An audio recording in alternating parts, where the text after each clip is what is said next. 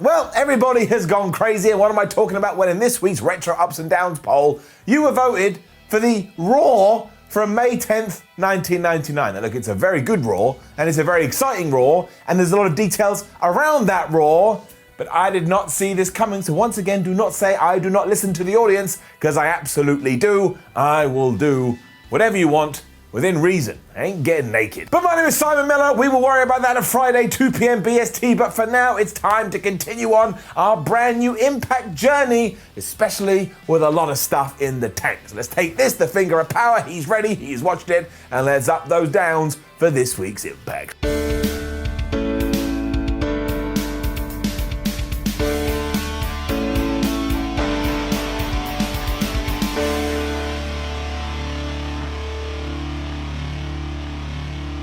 The first match we saw this week was Taya Valkyrie and Rosemary, who are together and they're friends again, and it's all lovely, taking on Havoc and Navia, who obviously are really obsessed with resurrection and demons. So it's just an old school traditional wrestling storyline. And you know what? It was really fun. I do think this wedding angle is taking over too many stories in Impact, but that's just my personal taste. You can't expect to like every single narrative that's thrown into your face. And look, fair play to the company. At least they've decided to do it and they're sticking with it. Otherwise, this was essentially to underline that Rosemary and Taya are now back together and they're a fighting force, which they doubled down on when Valkyrie hit the road to Valhalla on Navia, and that was it, was the 1, 2, 3. And then got a little bit weird because Tasha Steelz and Kiera Hogan were out there and they were attacking the good guys, and then the crazy undead people helped out the people they were just in a match in. But I think we're just trying to establish maybe the potential for a multi-person match. If nothing else, all these teams are being pushed, and again, they do all have a purpose and they do all have a storyline, and there are other companies that get dragged through the coals for not doing that. You know what, Impact? You can have it up. The Mercy Machine Guns then shut down the Good Brothers. That's right, Gallows and Anderson in the back, and they were telling stories like, oh, we did this in Japan, and we did this here, and we're great. Why isn't somebody throwing money into our face? When Alex Shelley and Chris Sabin turned up and went, no, we don't like you. We think you're a couple of goons, and you suck. Now, they were much more witty than this, but it stunned Carl Anderson so much, he didn't know what he had to do, and Gallows had to say, it will be all right, don't worry about it, and he gave him a little massage. Not really. A Deonna Purrazzo promo followed this, and she wanted to make it very clear, just because Kylie Rae is all happy and all smiley, that doesn't mean at Bound for Glory that she is able to win the Women's Championship. I'm not going to lie, Deonna, I really like Kylie Rae, because she is so smiley and she is so positive. She's like a ray of sunshine in my life. Purrazzo also found out that she's going to have to defend the title at Victory Road this weekend against Susie, and she was so mad about that, she just stormed off. You think she would have known. We were then getting a rematch from last week because it was Tenille Dashwood taking on Jordynne Grace. I was a little bit perplexed by this because I'm like, did we need to do this again so soon? Especially when it came to the finish. However, focusing on the work in the squared circle, but it's very good. These two have good chemistry. But after Grace had beaten the crap out of Dashwood in the wild, which tied into the narrative that she's a wrestler and Tenille is not, she just won. That's right, I mean, Caleb was trying to cause a distraction, but he sucks at that, and he couldn't even pull it off. And even though Tenille tried to use the most devastating move in all of sports entertainment, Grace was ready for this, and she rolled through and basically choked her out with a sleeper. So that's 50-50 booking, and it kind of makes the victory last week for Tenille Dashwood seem like a fluke. And there's more to this as well. It just feels like we're moving at 100 miles per hour, and I don't really understand it, so that bit's getting it down. Moose was then losing his mind backstage as ever, because he was told that EC3 was in one of the locker rooms, so he ran in there and he was had to beat up some guy, because he looked like EC3, but it 100% wasn't EC3. EC3 though did appear, maybe in Moose's mind, and said that he is going to be on Impact next week, and he is going to destroy that TNA championship that Moose loves so much. Still don't understand why he has such strong feelings for just like some metal. But hey man, you fall in love with who you fall in love with. I'm not here to judge. I assume they're going to have a match at Bound for Glory, as is Rich Swan, who of course is going to take on Eric Young. And Impact just hyped that up here with a video for Rich Swan as he was recovering and doing rehab and saying that his knee and his foot and his leg are going to be okay. It was really tremendous stuff. I like Rich Swan a lot. I think those two will have a killer match. It's kind of hard to predict what's going to happen because you don't want Eric Young to lose that championship so soon, but you just want Rich to finally get his moment after everything.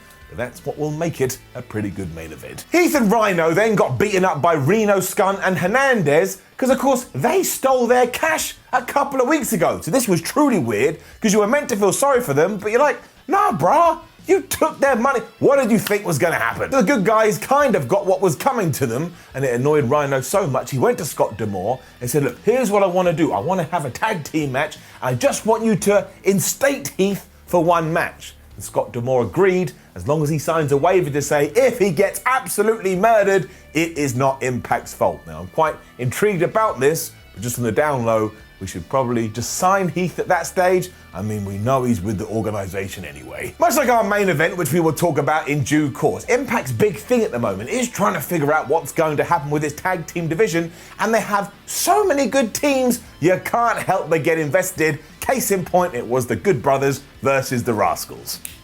There was this idea that maybe Gallows and Anderson were taking them a little bit lightly as first, so when Xavier and Wentz got into power fast forward mode, my word, they are so quick. Luke Gallows then decapitated Xavier with a clothesline. I mean, this is something that JBL would have been proud of. There was this cool moment where both teams got hot tags and Wentz was having his own way with Carl Anderson for a little bit. But, you know, we do have a hierarchy here, and right now we are pushing the Good Brothers to the moon. So Carl Anderson got back in control, and him and Luke Gallows hit the Magic Killer onto a returning Xavier. 1, 2, 3. They're going to go for the championships. We know that because straight afterwards they got on a microphone and said to the Motor City Machine Guns, we think you're a couple of buffoons, and to this point we haven't told you what we want to do. Well, we want a lot of money, and now we want those damn titles. I'm still hoping we get this crazy multi-man tag team match at Bound for Glory, and there is still a little bit of hope.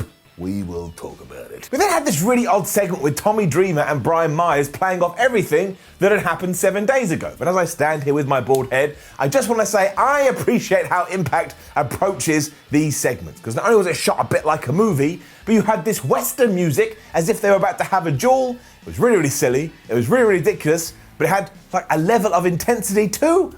I really enjoyed it. But yeah, from down a corridor, Brian Myers spied Tommy Dreamer, and Tommy Dreamer spied Brian Myers, and obviously, on the last episode, Brian had said, Tommy, if I ever see you in this corridor again, I'm gonna whoop your ass. So he tried to whoop his ass, but Tommy Dreamer, as we've established, is basically his dad, so he basically thrust him up against the wall, goes, you wanna do this now, or you wanna do it at a pay-per-view? Brian Myers was like, I'd actually rather do it there. Honestly, this was really good. I don't know why Brian didn't just try and kick his ass. I guess Tommy just has these soothing magical powers, but it really does allow Impact to stand on its own 2 feet. I don't know who's coming up with this stuff, but keep doing it. And then we got it announced that this weekend's Victory Road, we are actually going to do Jordynne Grace versus Tenille Dashwood again. Huh? Because Tennille and Caleb were trying to leave the venue and Jordynne Grace got in their face, and Caleb was so riled up because Tenille Dashwood had told him to sort it, he said, well, in that case, why don't you two have another match in a couple of days? And of course Tennille was furious about this because she wasn't interested at all, whereas Grace, again the wrestler, the person that can whoop her ass, she was like, yeah, I'll do it again, what do I care? So all of this just feels like it's in 2.0 speed. Like, I feel like I'm in fast forward, I feel like I'm on the Starship Enterprise, and we are just flying through the stars. And what are you gonna do? Is this it? Is this the third rubber match already? We have just, it's too far, we should have slowed down. Because of that, it's getting down. Okay, did I miss something? I mean, the answer is probably yes, because I'm an idiot. You know, what a moron, kill him, throw him in the bin. But all of a sudden, Fala Bar was taken on Johnny Swinger to find out who was gonna be Johnny Bravo's best man. I thought Fala Bar had already established himself in that position, although thankfully the commentary did catch me up a little bit, because they were like, oh no, Johnny Bravo only did that because he didn't want anyone else to be his best man, so he panicked even though he didn't know Fala Bar. That all went over my head. All the other candidates were at ringside, and I'm not gonna lie, the finish was just ridiculous because Swinger went and stomped on Cody Dealer's hand, and that distracted the referee, and then he got Crazy Steve's monkey, he hit Fala Bar with that, and then he just pinned him. That meant for around about 32 seconds he was the best man, but Johnny Bravo had seen all this. He then gained magical powers where he could restart the match. He told the referee, the match restarted, and then Fala Bar hit the Bonsai drop in around about 3.2 seconds, beat him, and now he's back to being the best man. This was really weird. So we basically ended up in exactly the same spot as we were. I still really don't know what's going on with this. Again, it could be my personal preferences. I just want to get this wedding out of the way with as quickly as we can. down. Rohit Raju was then being interviewed about his future plans for the X Division title. Because he's a very smart man that likes poetry, he has come up with the idea of defeat Rohit. Or Rohit, you've got to do it so it sounds like it rhymes, which is basically an open challenge for anybody that hasn't competed for it before. That's why TJP was screwed. He came up to the champion and was like, well, I want a shot. And he was like, ha ha, you're not allowed because you, Trey Miguel, and Chris Bay all flubbed it. Get out of my face. And we had all the fallout from this best man stuff too, and Swinger and Johnny Bravo are now mad at each other, but Johnny Bravo's like, no, it's the referee's fault. So now I think we're going into a feud between the referee and Johnny Bravo. I have absolutely no idea. Also, why does every single wrestling company at the moment just crap all over their officials? We need some brand new referees in the world of kayfabe. They all absolutely suck. Very much enjoyed what was next though. After the cliffhanger last week, I was genuinely interested to see who did attack Eddie Edwards in the dark, and obviously he wanted to know as well. So he was out here with a microphone saying, I think it was you, Eric Young, because you're a dastardly human being, and I'm going to send you to the woodshed. But he didn't get Eric Young, he got Sami Callihan. Now he wanted to make it clear that it wasn't him, because if he wanted to confront someone, he would do it face to face. Likely with a baseball bat, but he does have information about who was involved, and at that moment the lights went off, and if you can believe it, when they came back on, who was stood behind Eddie Edwards? It was Dwayne "The Rock" Johnson. Of course it wasn't Dwayne "The Rock" Johnson, but it was one version of The Rock, because it was Ken Shamrock. He absolutely ruined Eddie Edwards as Sami Callihan helped from the outside, and I want to know what that kind of story is. Why are these two now friends? Why are they cahoots? Because they were beating each other up a few months ago. And then after Eddie Edwards was dead, Eric Young cut a promo like, well look, he better be ready for this weekend at Victory Road. We're meant to have a match, and if he ain't gonna turn up, no one can blame me what I'll do to him, because I will destroy the man.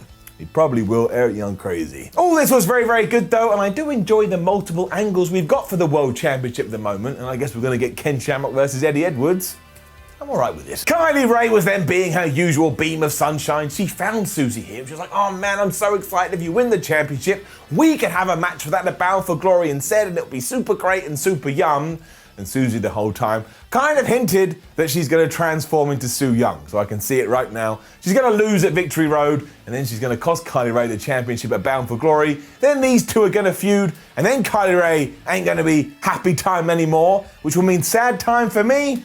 It's downhill from here. Then we finished with another good tag match, because it was Ace Austin and Madman Fulton taking on the North. And you should just take everything that I said earlier and apply it here. Impact very good at tag teams up. Like most Impact matches, it was just solid back and forth action with the North having a little bit and then Ace Austin and Madman Fulton having a little bit. But I just want to talk about the North for a second, because they have been smashing it out of the park for ages now, and I often feel that they're overlooked because Impact in general is overlooked. They could walk into any locker room tomorrow and hang with the best of them. I mean it. What I really enjoyed here is that not only did we have a close contest where at one time both teams could have won, after the North had got the victory after doing that crazy flip move they do. I can't even work out, but they throw each other into them and the other guy slams down. It looks really cool. It's a really good move. The North did win, and it didn't make me think any less of the opponents. I just went, all right, it's their time now, and I'm sure we'll balance it out down the road as and when is necessary. As the North was celebrating too, out came the Good Brothers, because obviously they just hate everybody in the tag team division right now,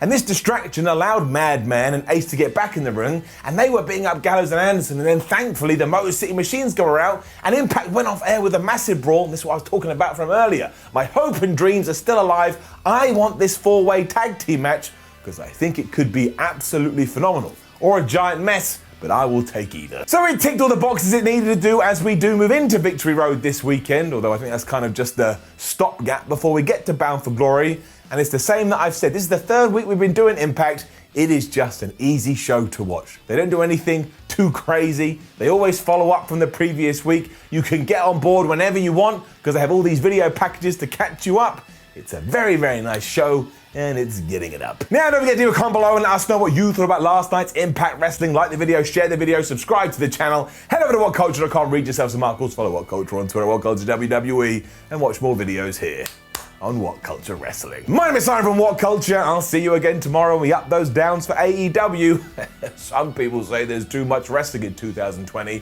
I say poppycock, bring it on.